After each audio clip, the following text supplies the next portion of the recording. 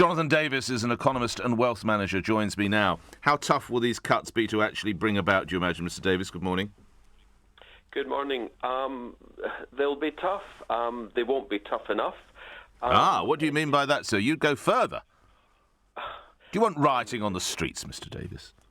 Yeah, there wouldn't be rioting on the streets. What people need to get to grips with is that we now owe £1,600 billion.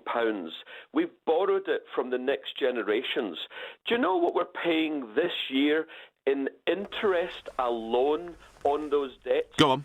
Over £50 billion.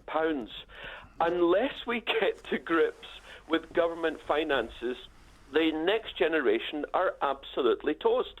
I've been saying for years that politicians in advance of elections for decades have been over-promising, saying we will deliver more for less cost. What they've actually been doing for decades is just borrowing, and that's got us to the state where we are now.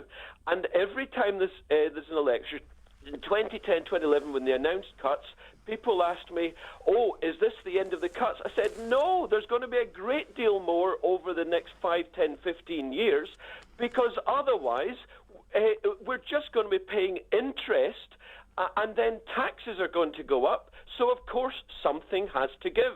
And unfortunately, as you quite rightly point out, we're giving £10 billion a year to foreign governments for political favours. Well, that should be slashed immediately.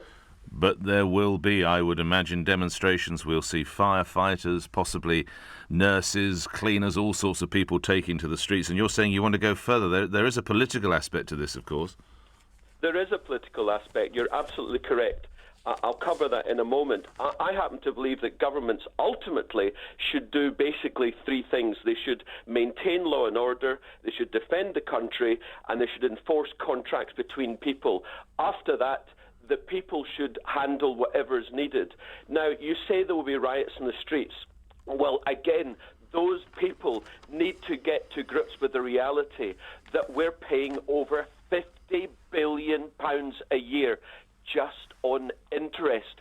When are they going to get it into their heads that we cannot afford, and our children are economically screwed? Until we get to grips with realities, our children are going to have zero opportunity, and the current generation of voters have had a great period for a generation. Think of the next generation. But lastly, Mr. Davis, those cleaners or nurses or firefighters will say, what about my children? I can't afford to give them a decent life at the moment because I haven't had a pay rise. As I say, life is tough. Wow.